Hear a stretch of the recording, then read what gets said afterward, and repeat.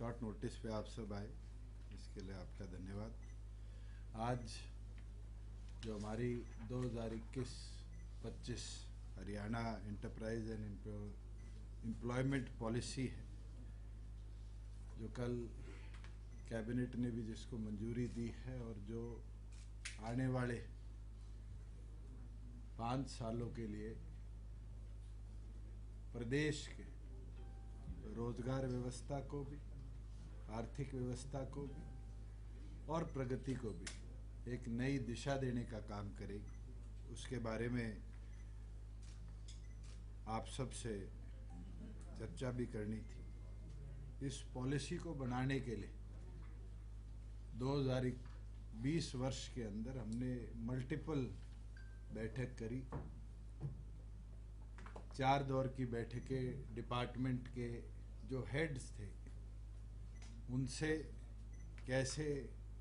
Ease of doing business के अंदर और सहयोग मिले, चीज़ें जो डिले होती है उसको कैसे एक्सपेडाइट किया जाए, उस पर चर्चा हुई। एक बैठक हमने जो हरियाणा के 17-18 बड़े उद्योग और चेंबर्स हैं उनके हेड्स के साथ करी गुड़गांव के अंदर। हमने तमाम विधायक और सांसदों को भी लिखकर उनके सुझाव मांगने का काम किया और हमारी पॉलिसी का जो ड्राफ्ट था उसको ऑनलाइन अपलोड कर छोटी इंडस्ट्री और छोटी इंडस्ट्री के साथ साथ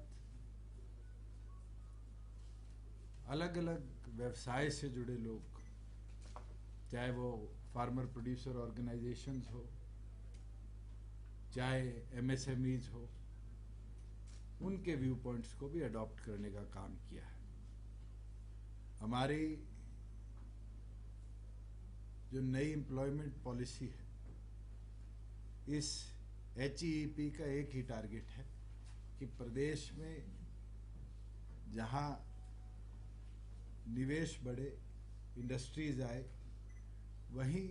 छोटे व्यवसाय को एक ताकत मिले और जो हमारे बैकवर्ड ब्लॉक्स हैं उसके अंदर कहीं ना कहीं छोटे व्यवसाय अलग अलग तरीके के डेवलप हो। इसके अंदर हमने टारगेट लिया है कि 2 लाख करोड़ तक की इन्वेस्टमेंट्स हरियाणा प्रदेश के अंदर हम डाइवर्ट कर पाएंगे, जिससे अप्रॉक्सीमेटली 5 लाख से ज़्यादा रोजगार के अवसर हम प्रदेश के अंदर बना पाएंगे। इकोसिस्टम प्रदेश में ऐसा बनाएंगे जिससे इंडस्ट्रीज प्रदेश की तरफ डाइवर्ट हो और केवल मात्र बड़ी इंडस्ट्रीज नहीं, छोटी इंडस्ट्रीज, खास तौर पर एंसेलरीज जो है, उनको भी एक नई ऊर्जा देने का काम करें। मैं शुरू करता हूं जो हमारे सबसे बड़े प्रोजेक्ट्स रहेंगे, मेगा अल्ट्रा मेगा प्रोजेक्ट्स, जो पिछले 5 वर्ष के अंदर 17 हमारे प्रदेश में आए। और ख़ास तौर पर अगर हम देखें तो ATL जैसी बड़ी कंपनी जो वर्ल्ड की लार्जेस्ट लिथियम बैटरी मैन्युफैक्चरर है, उसने 550 करोड़ रुपए लैंड में निवेश करके 7,500 करोड़ की इन्वेस्टमेंट से IMT सोना जो रोजका मेयो के अंदर है उसके अंदर अपनी इस्टेब्लिशमेंट शुरू कर दी है। और उनका टारगेट है कि बाय दिसंबर 2021 जनवरी 2022 वो अपने प्रोडक्शन फेस को स्टार्ट करने का काम करेगी। इसी तरीके से कोका कोला का एक्सपेंशन रोहतक के अंदर हुआ है,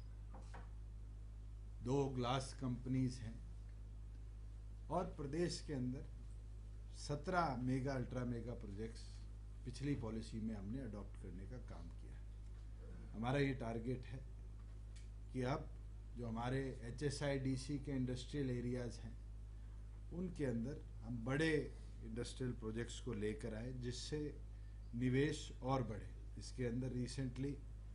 फ्लिपकार्ट ने भी 150 एकड़ के अंदर मानेसर में अभी बिडिंग करी है, जिसके अंदर वो हिंदुस्तान का सबसे बड़ा वेयर हाउसिंग प्रोजेक्ट बनाने का काम करेगा, जिससे warehouse to home direct delivery की अप्रोच को वो लेकर चलेंगे। हमने इस पॉलिसी के माध्यम से जो हमारे FAR था उसको 2000 स्क्वायर यार्ड से बड़े प्लॉट्स के अंदर 250% करने का काम किया, जिससे वर्टिकल इंडस्ट्री हमारे यहाँ बढ़ने का काम करेगी। पॉलिसी के अंदर हमने डाला है कि HSIDC की जो लैंड है वो पहले ऑक्शन पे जाती थी, अब उसको हमने लीज प्रोसेस के ऊपर भी इस पॉलिसी के माध्यम से देने का काम किया। अगर कोई इंडस्ट्री 8 साल की, 10 साल की, 15 साल की लीज के लिए लैंड लेकर और उसके ऊपर अपना कार्य शुरू करना चाहती है तो वो भी इस पॉलिसी के अंदर परमिटेड है। मैं एक खास चीज़ आपको बताना चाहूँगा कि इस पॉलिसी के अंदर 8 हमने थ्रस्ट सेक्टर लिए हैं, जिसके अंदर सबसे इम्पॉर्टेंट जो हमने लिया है वो है agro based food processing and allied industry, light engineering auto components, auto, textile and apparel, electronic system, design and manufacturing, और जो सबसे इम्पॉर्टेंट है आगे जो मेक इन इंडिया का भी पार्ट है वो है डिफेंस एंड एरोस्पेस मैन्युफैक्चरिंग। और पिछले दिनों प्रदेश ने एक मेडिकल पार्क और एक बल्क ड्रग पार्क जो अप्लाई किया था सेंट्रल गवर्नमेंट की पॉलिसी के तहत, उसके अंदर फार्मा एंड मेडिकल सर्विसेज, क्योंकि हमारे पास पेट्रोलियम का हब पानीपत है, उसके अंदर केमिकल एंड पेट्रोलियम, और जो आने वाले भविष्य को देखते हुए एक नया इंडस्ट्रियलाइजेशन का स्वरूप है, उसको देखते हुए large scale energy and data storage एक थ्रस्ट सेक्टर हमारी इस पॉलिसी के अंदर है। इस पॉलिसी के अंदर जो हरियाणा के युवाओं के लिए हमारी 75% हिस्सेदारी की जो सोच है उसको आगे ले जाते हुए हमने कदम उठाया है कि हरियाणा प्रदेश के अंदर अगर कोई हरियाणा के एम्प्लॉयज़ की गारंटी देता है और 50% से अधिक लोकल एम्प्लॉयज़ रखता है तो पर एम्प्लॉय हम उसको 10 साल तक 48,000 रुपया प्रति हरियाणा के कर्मचारी, हरियाणा का एम्प्लॉय उस इंडस्ट्री को सपोर्ट करने का काम करेंगे, जिससे स्टेट शेयर और एम्प्लॉय शेयर के माध्यम से ज़्यादा हरियाणा के युवाओं को हम रोज़गार दे पाएंगे। MSMEs को और थ्रस्ट मिले, इसके लिए हमने एक नया कदम उठाया है, जिसके अंदर मैं पॉइंट बाय पॉइंट अगर आपको टच कर पाऊँ कि हम पंचायत की लैंड्स को लीज के ऊपर देने का प्रावधान कर रहे हैं, जहाँ पर नॉन एग्रीकल्चर लैंड जो है सरप्लस ग्राम पंचायत के पास है, जो आज के दिन किसी और उपयोग में नहीं आती, उसको ग्राम पंचायत अगर लीज पे देना चाहे तो उसको भी इंडस्ट्रियल एरिया के साथ उसके अंदर कुछ स्पेसिफिकेशन रहेगी कि रोड कनेक्टेड होनी चाहिए, डेवलपमेंट जो है वो इंडस्ट्री स्वयं करेगी, उन चीज़ों को देखने के लिए हम करेंगे। इसके अंदर ग्रामीण उद्योग विकास योजना हमने ज़रूर रखी है, जिसके अंदर 15% कैपिटल सब्सिडी 20 लाख तक अगर कोई ग्रामीण उद्योग लगाना चाहता है, और 7% इंटरेस्ट सब्सिडी 8 लाख तक उसको गांव में उद्योग लगाने के लिए हम देंगे। और अगर वो जनरेटर लगाना चाहता है तो उस जनरेटर के लिए भी 50% सब्सिडी हम इस पॉलिसी के अंदर देने का काम करेंगे। नए एंटरप्रेन्योर्स हरियाणा के अंदर आए, आम घर का बच्चा भी अपना उद्योग लगा पाए, उसको स्टार्टअप के लिए हमारे इस पॉलिसी के माध्यम से अगर वो किसी यूनिवर्सिटी से, किसी टेक्निकल इंस्टीट्यूट से, NIT IIT से टाई अप कर कोई प्रोग्राम शुरू करता है तो उसको स्टार्टअप फंड 5 लाख के तौर पर हम देने का काम करेंगे। अगर कोई बिल्कुल फ्रेश स्टार्टअप इंडिपेंडेंटली करता है तो उसको 8% इंटरेस्ट सब्सिडी हम 20 लाख तक देंगे। सीड इन ग्रांट 10 लाख रुपए उसके स्टार्टअप करने के लिए देंगे, और 100% नेट SGST जो स्टेट का GST है उसकी रिम्बर्समेंट 7 साल तक with a cap of 1% of FCI हम इसके अंदर एडिशनल देने का काम करेंगे। इसमें अगर कोई भी एंसिलरी या कोई इंडस्ट्री दूसरे देश के बिजनेस को सब्स्टिट्यूट करती है, इम्पोर्ट के सब्स्टिट्यूट के तौर में उभरती है, उसके अंदर हम उसको लैंड प्राइस का 25% जो हमारे बी ब्लॉक्स हैं और 50% सी और डी ब्लॉक्स के अंदर हम वापस देने का कंसेशन देने का काम करेंगे। अल्ट्रा मेगा यूनिट्स अगर कोई आते हैं तो उसको 20 साल तक इसके अंदर सपोर्ट किया जाएगा। जो हमारे एसेंशियल सेक्टर्स है, अगर उसके अंदर डी कैटेगरी में एमएसएमई आती है तो उसके अंदर एसेंशियल गुड इंडस्ट्रीज़ को भी हम इनिशिएटिव देने का काम करेंगे। अगर क्लस्टर बेस अप्रोच के अंदर जो हमारे इंडस्ट्री विभाग ने 22 के 22 जिलों के अंदर 1 डिस्ट्रिक्ट 1 प्रोडक्ट को आगे बढ़ाने का काम किया, अगर उसके अंदर कोई इकोनॉमिक एक्टिविटी स्टार्ट करता है तो उसके लिए भी इस पॉलिसी में स्पेशल पैकेज देने का काम किया जाएगा। अगर कोई रिसर्च एंड डेवलपमेंट का कार्य शुरू करते हैं, कोई भी प्रोडक्ट को नई दिशा देने का कार्य शुरू करते हैं तो उसके अंदर 50% of project cost up to 5 crore हम उसके अंदर उसके सहयोग के लिए देने का काम करेंगे। ख़ास तौर पर आपने देखा होगा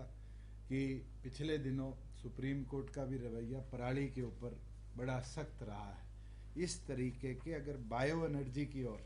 कोई डाइवर्ट होता है तो उसको भी हम इंडस्ट्री ट्रीट करने का काम करेंगे। और स्पेशली अगर एग्रीकल्चर रेसिड्यू से कोई भी इस तरह की बायो एनर्जी की प्रोडक्ट शुरू करती है तो उसको कैपिटल सब्सिडी 25% 2.5 करोड़ तक हम इसके अंदर परमिट करने का काम करेंगे। हमने इस पॉलिसी के अंदर इलेक्ट्रॉनिक मैन्युफैक्चरिंग क्लस्टर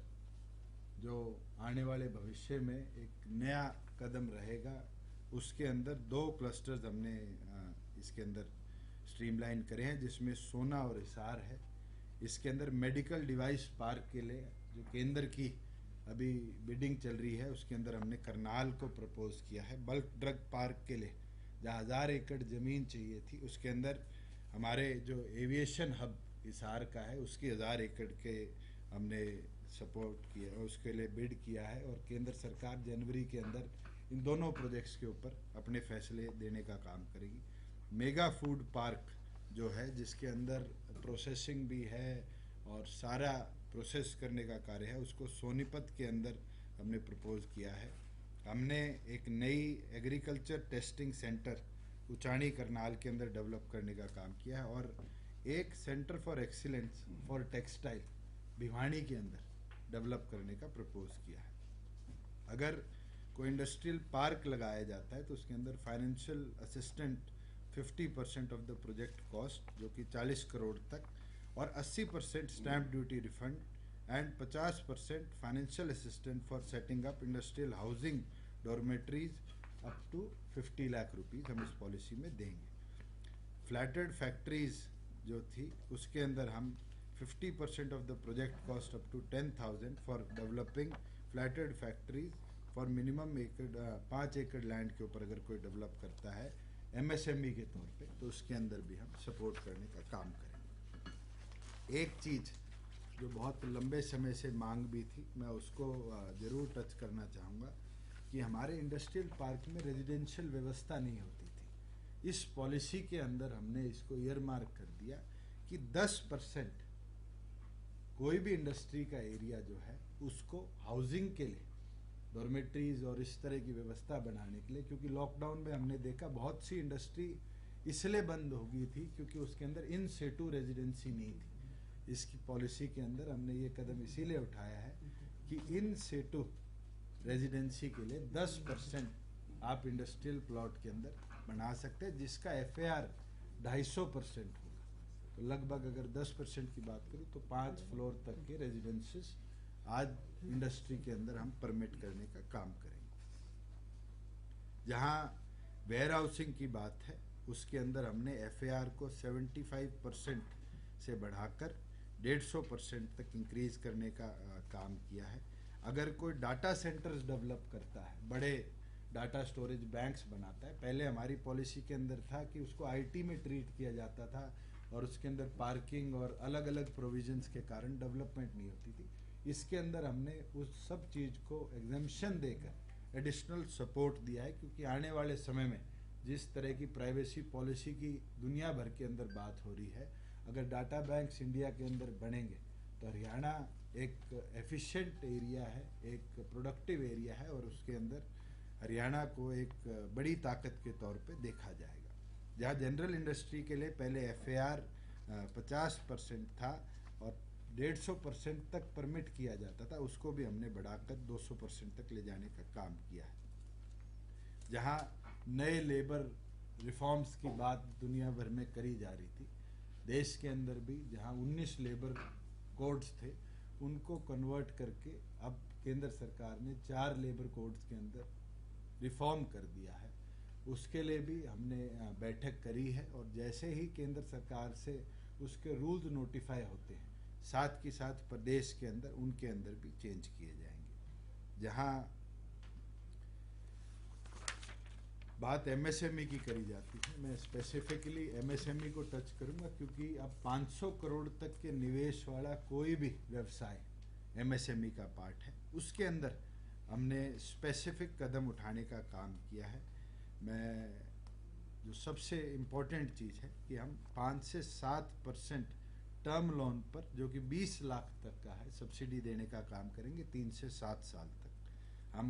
MSME को 15% कैपिटल सब्सिडी, माइक्रो एंटरप्राइज के लिए 20 लाख तक, और interest subsidy 7% up to 8 lakh rupees for 7 years देने का काम करेंगे। जहाँ लीन मैन्युफैक्चरिंग कम्पिटिटिव स्कीम है, जो कि एक नया कदम है, उसके अंदर reimbursement 20% on the cost of hiring on lean manufacturing consultant. अगर कोई अपनी मैन्युफैक्चरिंग को और आगे ले जाने के लिए कंसल्टेंट हायर करता है और एक नया यूनिट इस्टेब्लिश करता है, उसके लिए भी हम 9 लाख तक का मिनी क्लस्टर पर सालाना 10 यूनिट तक का सपोर्ट करने का काम करें।